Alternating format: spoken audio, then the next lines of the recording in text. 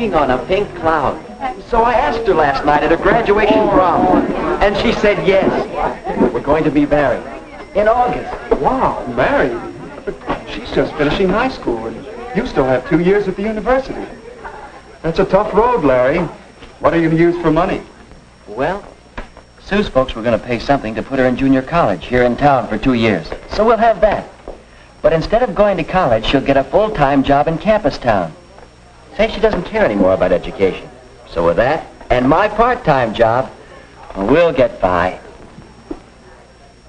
Uh-oh. Here's Sue now. You two probably want to be alone.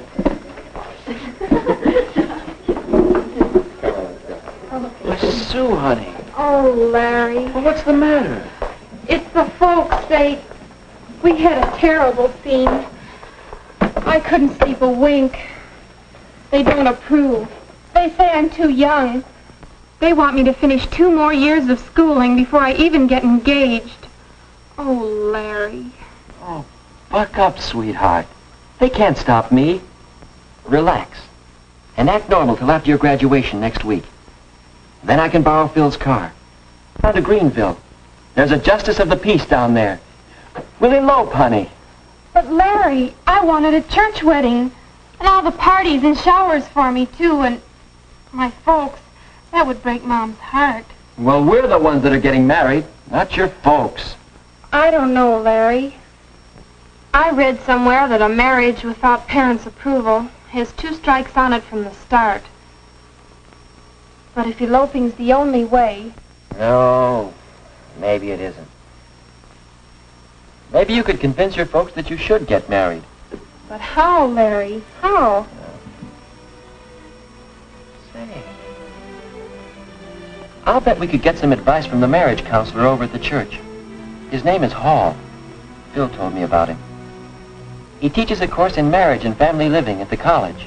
Do you think he could help me with my folks? Well, it's worth a try, isn't it?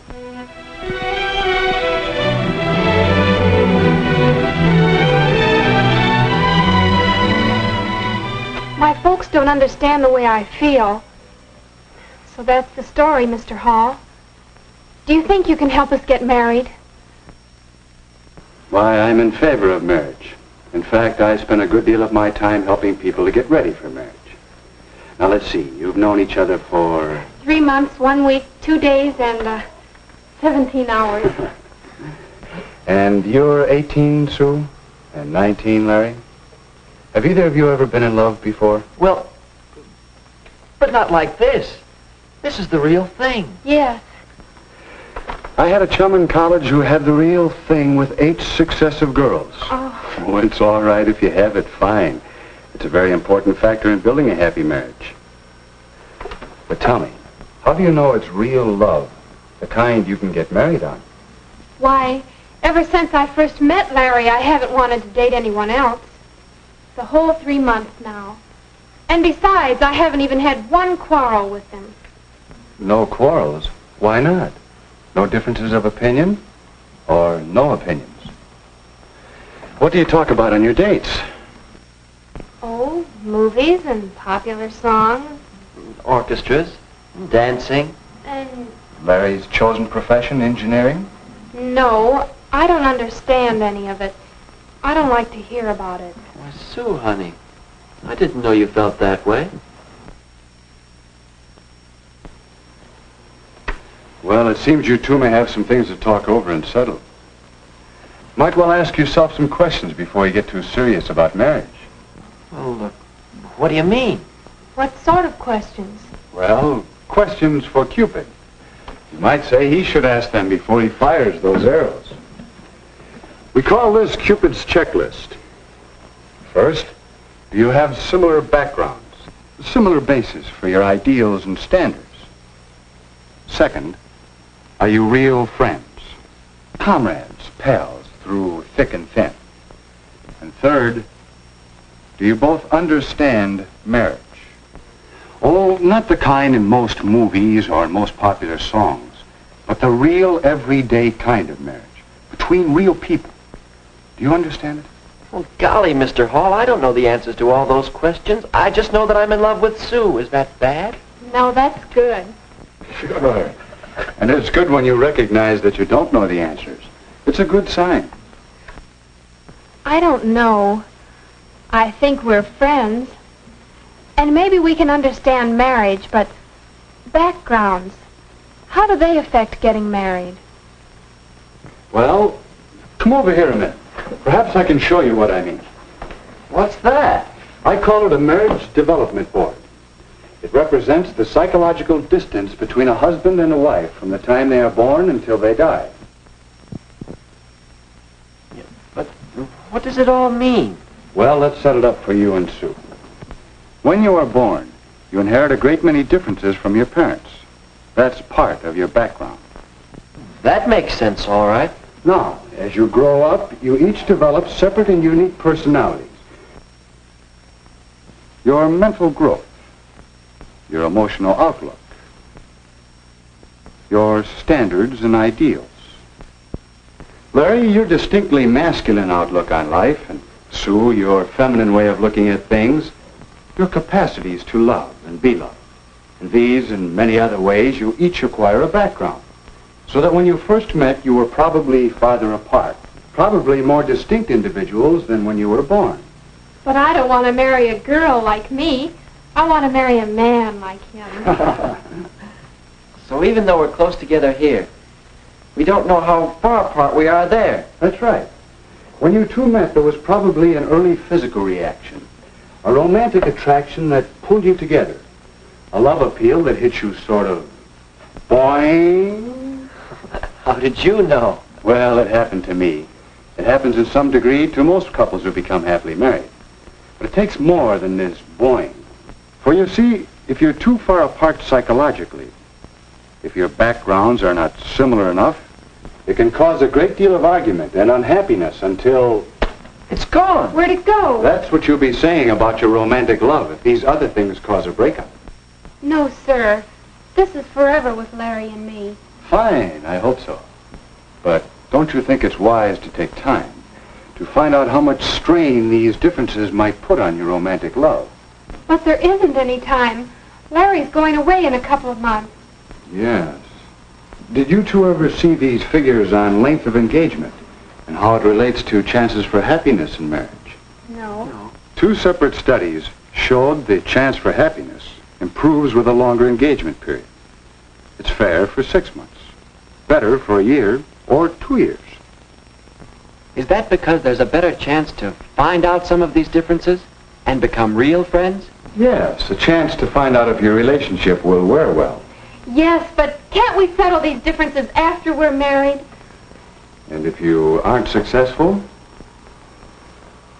before you become too deeply involved, find out if the distance might turn out to be too great. Here's another angle that should interest you both. How age when married affects the chance for happiness. You can see that the chances are better after the man reaches 21 or so.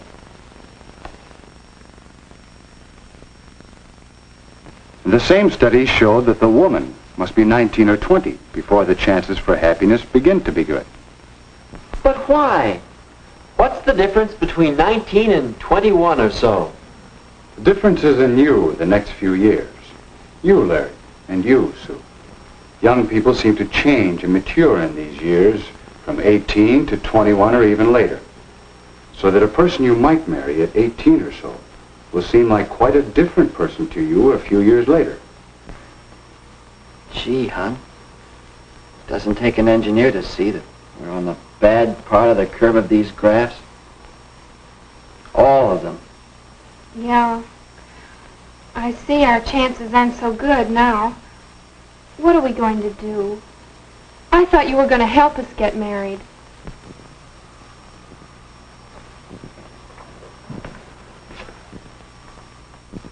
I believe I can. I think you two have a lot of what it takes to build a successful marriage. And yet, you wouldn't try to plan and build a house in 3 months, would you? Shouldn't a marriage have better planning?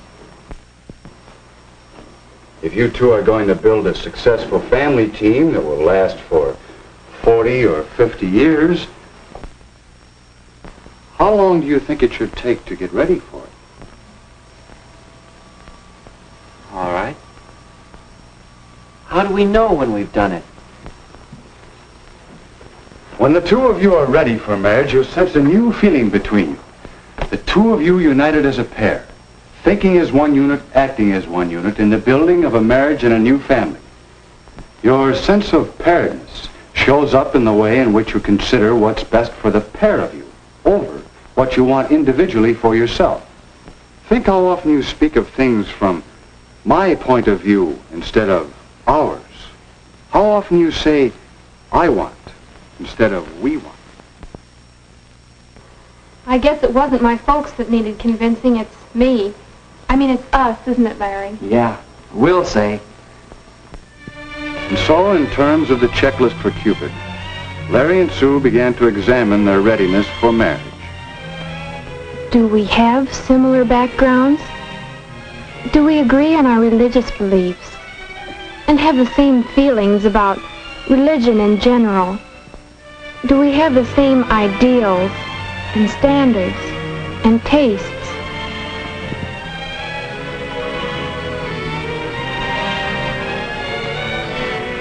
Do we enjoy the same friends? Do we share the same interests? And what about Sue and me? Are we real friends? Do we have a real happiness in being together?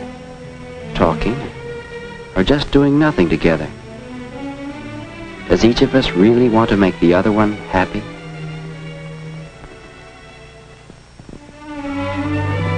Do we have a real interest in each other? And a sense of pride in each other?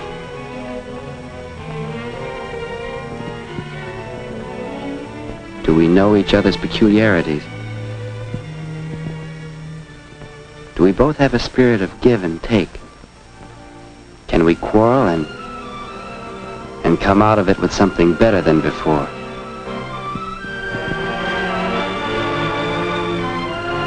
Do we really understand marriage? Do we understand the social aspects of marriage? Have we an understanding about money matters and how important it is to have enough money to do more than just get by?